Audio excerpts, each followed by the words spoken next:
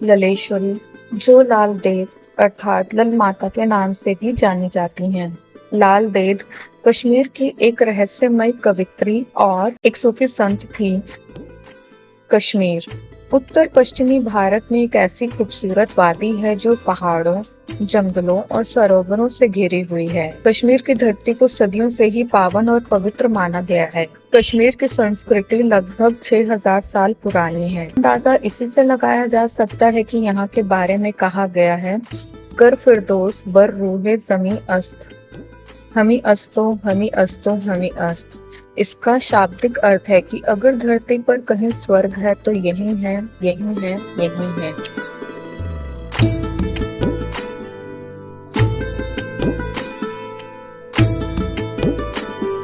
बता दे, कश्यप ऋषि के नाम पर ही कश्मीर का नामांकन हुआ था। महर्षि कश्यप कौन थे, इनके बारे में जानने के लिए आपको आगे आने वाले वीडियो में बताया जाएगा। नमस्कार दोस्तों, स्वागत है आपका ज्ञानदीप चैनल पर। आइए जाने कौन थी ये कश्मीर की रहस्यमय कवित्री लाल देद और सूफी संत ललेश्वरी, जिन्होंने अपने वस्त्रों का त्याग कर दिया, और क्यों आज भी उनके गीत कश्मीर के लोगों की जुबान पर है। शिव व्याप्त है थल थल में, तू हिंदुओं और मुसलमान में भेद न जान। प्रबुद्ध है तो पहचान अपने आप को, साहिब से यही है तेरी पहचान। ये शब्द है कश्मीर की सबसे मशहूर कवित्री लाल देद के। कश्मीर में ललेश्वरी के नाम से भी इनको जाना जाता है। वह एक सूफी संत थी और शिवजी जी की अनन्य भक्त थी। पिछले 100 वर्षों में कवि का सार्वभौमिक व गैर सार्वभौमिक भावना के लिए कश्मीर में हिंदुओं व मुसलमान दोनों धर्मों के लोगों द्वारा सम्मान किया जाता है। ललेश्वरी का जन्म 1320 में कश्मीर के श्रीनगर से दक्षिण के एक गांव में हुआ था। इनके माता पिता ने 12 वर्ष की अवस्था में ही इनका विवाह कर दिया। ससुराल में ललेश्वरी को काफी परेशानियों का सामना करना पड़ा। कैसा था ललेश्वरी का आध्यात्मिक जीवन और क्यों उन्होंने अपने वस्त्रों का त्याग किया। 16 वर्ष की आयु में ही उनका आध्यात्मिक जागरण हुआ। इसके बाद उन्होंने गृहस्थ जीवन त्याग दिया। भगवान शिव में लीन रहकर खुद ही सुध बुध भूलकर भजन गाते हुए सड़कों पर निकल जाया करती थी। कम वर्ष की आयु में ही ललेश्वरी अपने श्री गुरु सिद्ध श्रीकंठ से मिली, जिन्होंने ललेश्वरी को आध्यात्मिक दीक्षा प्रदान की और उन्हें अद्वैत व काश्मीर शैव दर्शन का उपदेश दिया, जो लल के जन्म स्थान में कुछ सदियों पहले काफी प्रचलित था। यह शैव परंपरा सिखाती है कि वह परम चेतना यानी चिति, जो हमारी आत्मा है, वही ब्रह्मांड व समस्त जीव बन गई है।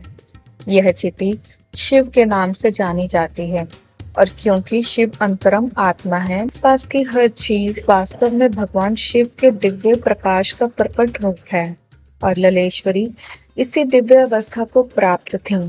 वह अपने इष्ट देव भगवान शिव की अनुभूति में इतना डूब गई थी कि देव भाव से ऊपर उठकर अवधूत की स्थिति को प्राप्त हो गई थी, और उन्होंने अपनी अवस्था का बिल्कुल भी होश नहीं रखा था।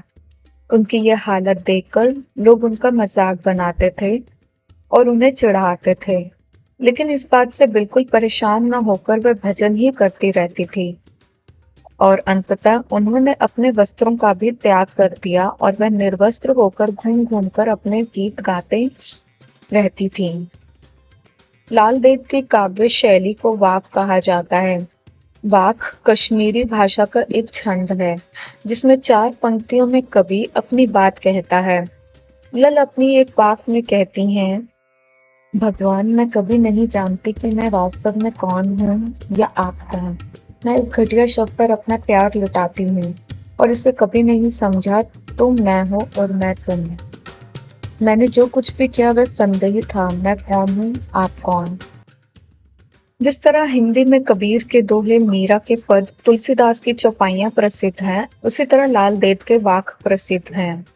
अपने वाकों के जरिए उन्होंने जाति और धर्म की संकीर्णताओं से ऊपर उठकर भक्ति के ऐसे रास्ते पर चलने पर जोर दिया है जिसका जुड़ाव जीवन से हो। लाल देद का पहला जिक्र तज़किरत उल आरिफीन में मिलता है, जो श्रीनगर के संत मखदूम साहब के भाई मुल्ला अली रैना ने कश्मीर घाटी के संतों पर लिखी थी। लाल देद के वाक कश्मीरी साहित्य की आरंभिक अभिव्यंजना माने जाते हैं। लाल देद कश्मीर की एक ऐसी रहस्यमय कवित्री थी जिन्होंने पारंपरिक समाज और उनके रीति रिवाजों को खारिज कर दिया था। वे धार्मिक कट्टरपन के विरोधी थीं। उनकी कविताओं में शिव के प्रति उनका उन्माद हिंदी साहित्य में मीराबाई के दीवानेपन के समान है। मीरा भी उस कृष्ण के लिए पागल हैं जो आज के युग में देहरूप अस्तित्व नहीं।